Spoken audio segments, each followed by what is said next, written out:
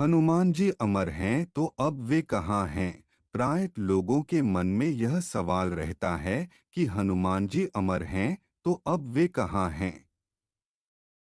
हनुमान जी किसके आशीर्वाद से चिरंजीवी हुए और अब वे कहाँ हैं। श्री राम के अनन्य सेवक हनुमान जी अमर चिरंजीवी और सनातन हैं। उन्हें चिरंजीवी होने का वरदान माता सीता और प्रभु श्री राम दोनों ने ही दिया है। माता सीता हनुमान जी को आशीष देते हुए कहती हैं, अजर अमर गुणनिधि सुत होहु करहु बहुत रघुनायक छोहु करहु कृपा प्रभु अस सुनी काना निर्भर प्रेम मगन हनुमाना अर्थात हे पुत्र, तुम अजर बुढ़ापे से रहित अमर और गुणों के खजाने हो। श्री रघुनाथ जी तुम पर बहुत कृपा करें। प्रभु कृपा करें। ऐसा कानों से सुनते ही हनुमान जी पूर्ण प्रेम में मग्न हो गए। भगवान श्री राम जी जब अपनी मानव लीला को संवरण कर साकेत जाने लगे, उस समय उन्होंने हनुमान को अपने पास बुलाकर कहा, हे हनुमान, अब मैं अपने लोक को प्रस्थान कर रहा हूँ।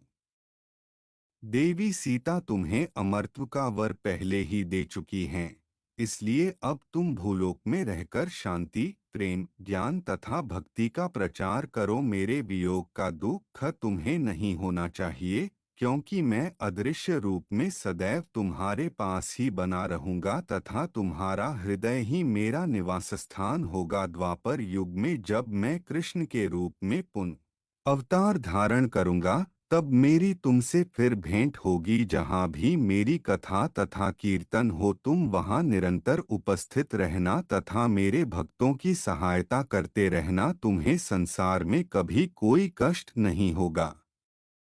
इसके अतिरिक्त अपने भक्तों का कष्ट दूर करने की सामर्थ्य भी तुम्हें प्राप्त होगी। जिस स्थान पर मेरा मंदिर बनेगा और जहाँ मेरी पूजा होगी, वहाँ तुम्हारी मूर्ति भी रहेगी और लोग तुम्हारी पूजा भी करेंगे। वास्तव में तुम रुद्र के अवतार होने के कारण हम तुम अभिन्न हैं। सेवक स्वामी के अनन्य प्रेम भाव को विश्व में उजागर करने के लिए ही हमने अब तक की सभी लीलाएं की हैं। जो लोग भक्ति और श्रद्धापूर्वक मेरा तथा तुम्हारा स्मरण करेंगे, वे समस्त संकटों से छूटकर मनोवांछित फल प्राप्त करते रहेंगे। लोक में जब तक मेरी कथा रहेगी तब तक तुम्हारी सुकीर्ति भी जीवित बनी रहेगी। तुमने मेरे पर जो जो उपकार किए हैं, उनका बदला मैं कभी नहीं चुका सकता। इतना कहकर श्री राम जी ने अपनी मानवी लीला संवरण कर ली।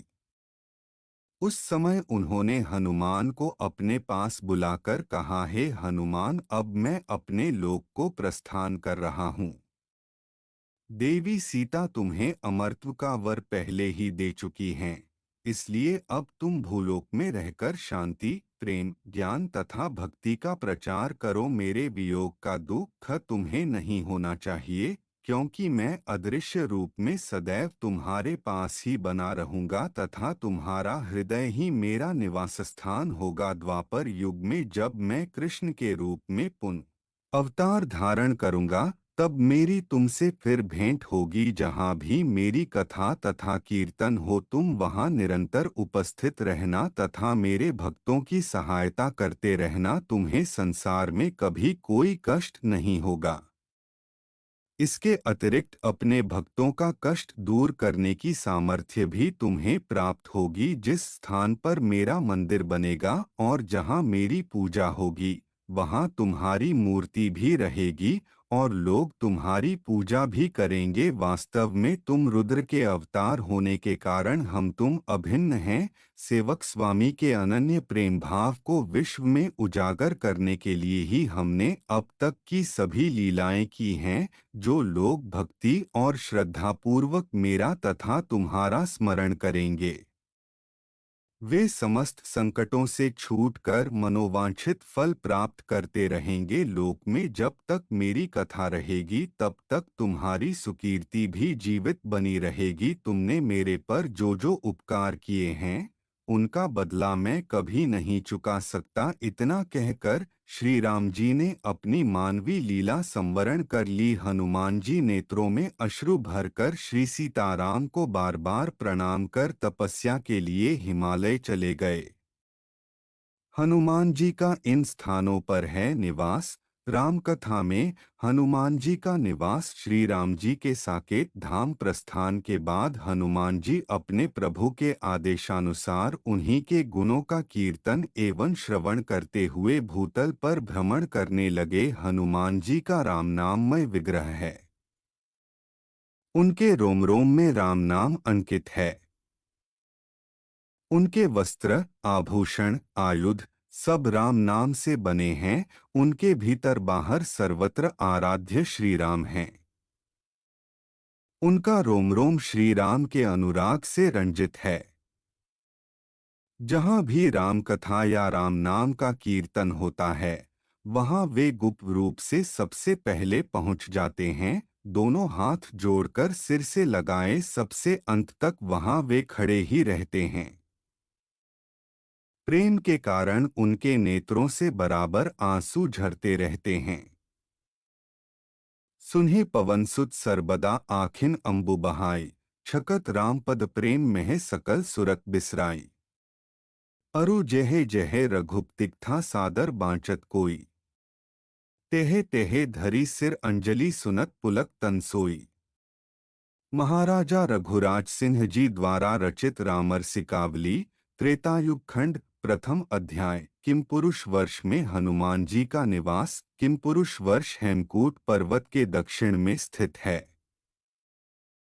हेमकूट पर्वत हिमालय में तपस्या करने का वह स्थान है जहाँ शीघ्र ही सिद्धि मिल जाती है। यह गंधर्व और किन्नरों का निवास स्थान है। देवताओं की एक जाति का नाम गंधर्व है। इनका एक अलग लोक होता है जहाँ ये निवास करते हैं। ये देवताओं के गायक, नृत्यक और स्तुति पढ़ने वाले होते हैं। गंधर्वों में तुम्बरु और हाहाहुहु बहुत प्रसिद्ध हैं। देवर्षि नारद ने गंधर्वों से ही संगीत सीखा था और इसी कारण वे लोक में हरिगुणगान करते हुए भगवान विष्णु को अति प्रिय हुए। किम पुरुष वर्ष में हनुमान जी तुम्बुरु आदि गंधर्वों द्वारा मधुर मधुर बाजे बजाते हुए गाई जाने वाली श्री राम कथा का श्रवण करते हैं। श्री राम का मंत्र जपते और स्तुति करते रहते हैं। उनके नेत्रों से अश्रु झरते रहते हैं। गर्ग संहिता के विश्वजित खंड में लिखा है कि किम पुरुष वर्ष में श्री रामचंद्र जी सीता जी के साथ विराजमान हैं। हनुमान जी संगीत के महारथी आष्टिशेण के साथ वहां उनके दर्शन के लिए आया करते हैं। अध्यात्म रामायण में भी हनुमान जी का तपस्या के लिए हिमालय किम पुरुष वर्ष में जाकर निवास करने का उल्लेख मिलता है। नारद जी ने भी किम पुरुष वर्ष में हनुमान जी को वन की सामग्री से श्री राम की मूर्ति का पूजन करते हुए और गंधर्वों के मुख से रामायण का गान सुनते हुए देखा था। हनुमान जी ने नारद जी से कहा, मैं श्री राम की मूर्ति का पूजन दर्शन करते हुए यहाँ निवास करता हूँ। अयोध्या में निवास। अयोध्या श्री राम की पुरी है। हनुमान जी इस पुरी में नित्य निवास करके अपने आराध्य श्री राम की सेवा करते हैं। अयोध्या स्थित हनुमानगढ़ी हनुमान जी की सेवा की प्रतीक है। बृहद ब्रह्म संहिता के अनुसार श्री राम के अनन्य सेवक महावीर हनुमान साकेत धाम अयोध्या की ईशान दिशा में रक्षक के रूप में सदा विराजमान रहते हैं। महाभारत के युद्ध में भी हनुमान जी उपस्थित रहे। वे अर्जुन के रथ की ध्वजा पर बैठे रहते थे। उनके बैठे रहने से अर्जुन के रथ को कोई पीछे नहीं हटा सकता था। कई बार उन्होंने अर्जुन की रक्षा भी की। एक बार हनुमान जी ने भीम, अर्जुन और गरुड़ जी को अभिमान करने से बचाया था। हनुमान जी जीवन मुक्त हैं, सर्वलोकगामी हैं। वे अपनी इच्छानुसार कभी भी जाकर अपने भक्तों को दर्शन देते रहते। जय जय श्री राम, जय जय श्री वीर हनुमान।